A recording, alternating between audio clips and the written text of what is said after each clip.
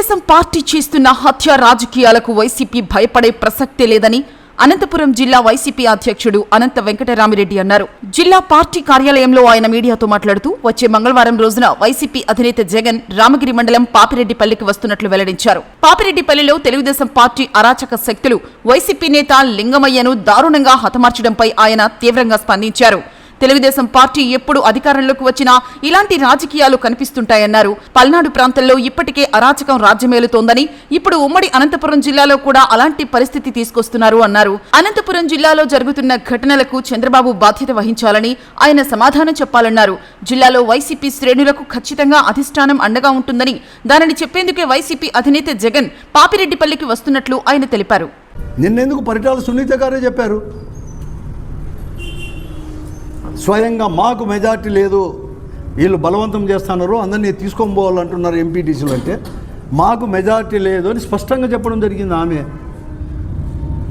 మాకు మెజార్టీ లేరు, మేము అభ్యర్థి నిలబెడతామంటే మహిళ లేదు మా దిక్కు, తెలుగుదేశం పార్టీ సింబల్ పైన గెలిచారు, మేమేం చేస్తాం దానిపైన ఆలోచన చేసి అని చెప్పిన వాళ్ళు ఏం జరిగింది? గాన్లపెంట రామగిరి కావచ్చు, గాన్లపెంట ఏమిది? దానికి మనుషుల్ని చంపుకోవడం మళ్ళా పూర్వం మళ్ళీ 15-20 ఏళ్ల కిందటిది. అప్పుడు తెలుగుదేశం పార్టీలు ఎటువంటి దాన్ని ఆ స్థితికి తేవాలే జిల్లాలో అంతా. ఇప్పటికే పల్నాడు ఏరియా అదే పని చేస్తున్నారు రాష్ట్రంలో.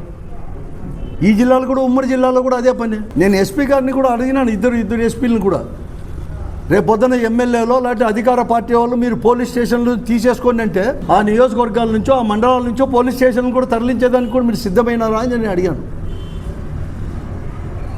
సార్ ఎప్పుడైనా ఉంది అంటాను, వాళ్ళు ఏం చెప్తే అది, ఈ ఊర్లోకి రమ్మంటే ఊర్లోకి రావాలి, పోవాలంటే పోవాలి, వాళ్ళే తీసుకొని పోయి వాళ్ళ చేతికి ఇవ్వడం. రండి కావాలంటే మీరు ఏదో జమిలీ అంటున్నారు కదా, రండి మీవి అన్నీ రద్దు చేసుకోండి, మళ్ళీ పోదాం, అన్ని దానికి పోదాం, లోక్సభకు పోదాం, శాసనసభకు పోదాం, స్థానిక సంస్థలకు పోదాం, మీకు అంత ఉబలాటు ఉండి జనంపై నమ్మకం ఉంటే. మా పార్టీ సింబల్ పైన, వైఎస్ఆర్ సింబల్ పైన గెలిచిన వాళ్ళని మీరు బలవంతంగా తీసుకొని పోయి ఈ అరాచకానికి కారణం ఎవరు అని నేను అడుగుతున్నాను.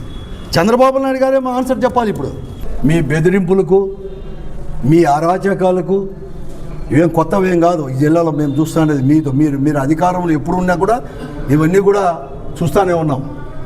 35-40 సంవత్సరాల నుంచి కూడా ఎవరు భయపడరు.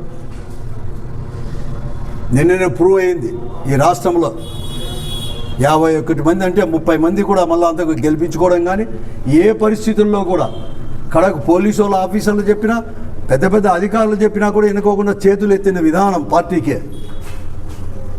మేము వైఎస్ఆర్ కాంగ్రెస్ పార్టీలో ఉంటాం, జగన్మోహన్ రెడ్డికి మా ఓటని చెప్పి ఎత్తిన విధానాన్ని చూసి గ్రహించుకోండి. వైఎస్ఆర్ కాంగ్రెస్ పార్టీ యొక్క కార్యకర్తలు కానీ లీడర్ల యొక్క మనోభావాలు ఇంకా పప్పులు ఉడకవు.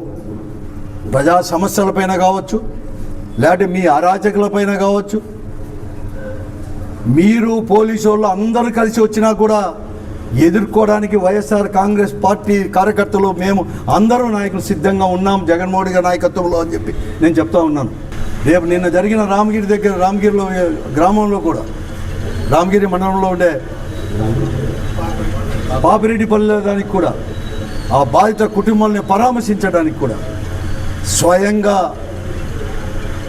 మా పార్టీ అధ్యక్షులు జగన్మోహన్ రెడ్డి గారే మంగళవారం కూడా వస్తున్నాడు ఆ గ్రామాన్ని సందర్శించి ఆ కుటుంబానికి ధైర్యం చెప్పడానికి. ఆ కుటుంబమే కాదు, మొన్న మాట్లాడుతూ ఆ కుటుంబంతో చెప్పాడు, ప్రతి కార్యకర్తకు కూడా మెసేజ్ ఇచ్చాడు, నేను ఉన్నాం, ఏం లేదు, భయపడితే ఇంకా ఎదుర్కొంటామని చెప్పేసి.